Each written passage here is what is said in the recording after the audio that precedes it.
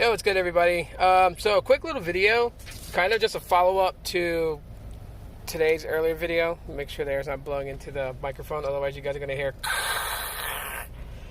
But, alright, so I dropped a video piece today talking about Google Fi basically unleashing a unlimited plan to some extent.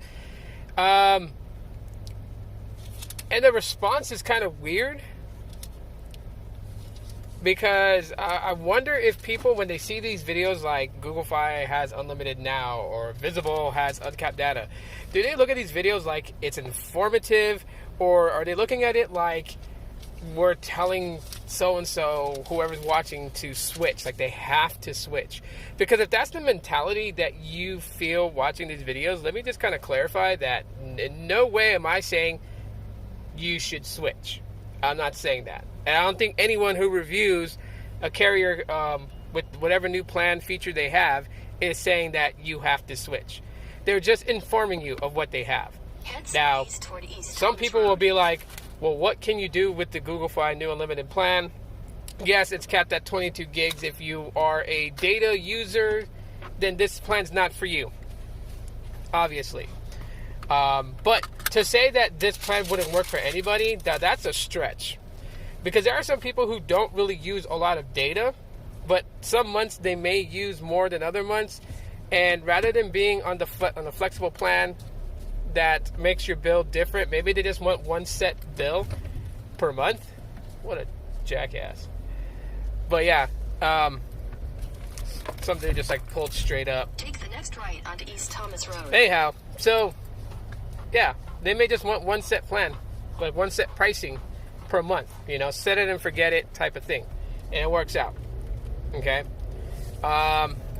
True. Continue on East Thomas Road for 2 miles. I was able to confirm it after At&t basically told me straight out that the taxes and fees are still going to be added on, and so that's going to be added on. Some people don't like that. They like the taxes and fees already included in what they're paying per month, and that's cool, because it's like, it sucks to have to pay a little bit extra.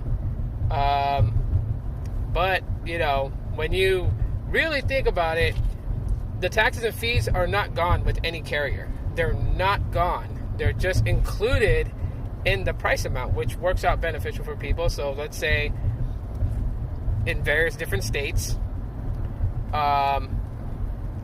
let's say the taxes would be $3.50 as taxes and fees. So then that means that your plan actually costs you $46.50 to make it $50 a month.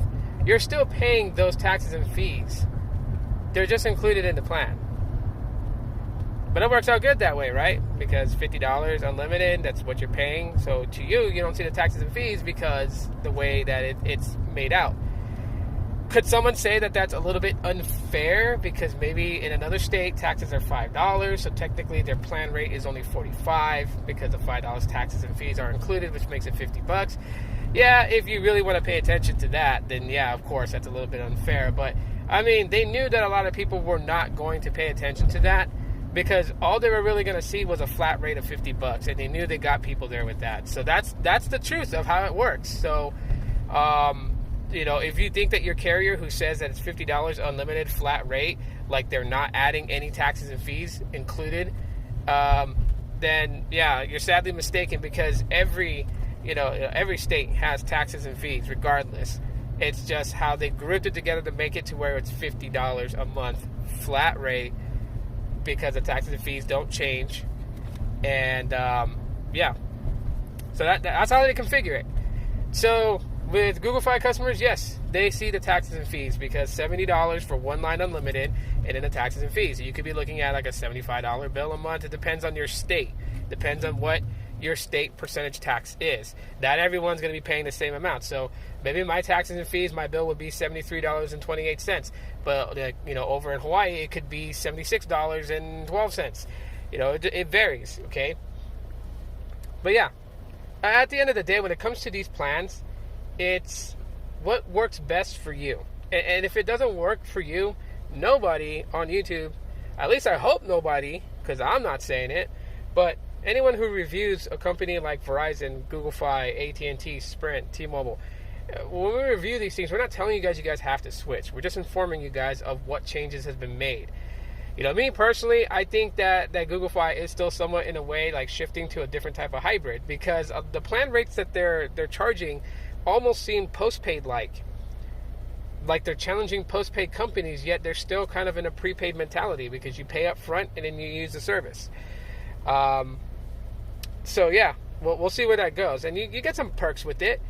While people are like it's too much, they would stick with T-Mobile, they would stick with Verizon, and yeah, that's one thing. But you gotta also remember that with Google Fi, you have the connection of 3 networks. 3 networks, which means that if, like, say you're on T-Mobile and a spot right here is a dead spot, and you don't catch LTE from here to like 15 blocks down, but Sprint is solid here, you're still going to have service on Google Fi because it'll just smart switch over to Sprint. That is kind of why like their prices are a little bit pricey, is because of the fact of what you're getting. You're not getting the connection of 1 network, you're getting the connection of 3 networks. You're getting the connection of reliable hotspots throughout your city. And you're getting the ability that if you travel, which is what Google Fi was mainly for, but if you're a person who travels quite a bit, you don't have to pull the SIM card out of your phone and buy a SIM card from a local provider from a country that you're at that's supported with Google Fi, because your phone will just work there. It will just work. So that, coupled with 100 gigabytes per line of Google One, there's a lot of perks in this. And so when I say that it's technically a value, I'm looking at the overall, everything that you get for that, which other MVNOs or postpaid companies are not offering that. So that's the thing. So at the end of the day, whatever respective carrier you want to be with, by all means stick with them. That's cool. No one's telling you guys to switch, but we do want to inform you guys of what options are out there, so that way you know.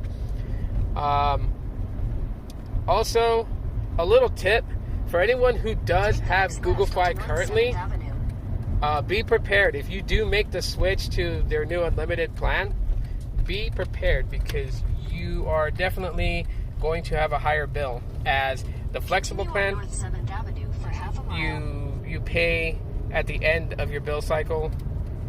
And what will happen is, since you have to wait till your next bill cycle to switch to the unlimited plan, you'll be paying your end rate for your flexible plan, and then the new rate of the unlimited plan on the same bill.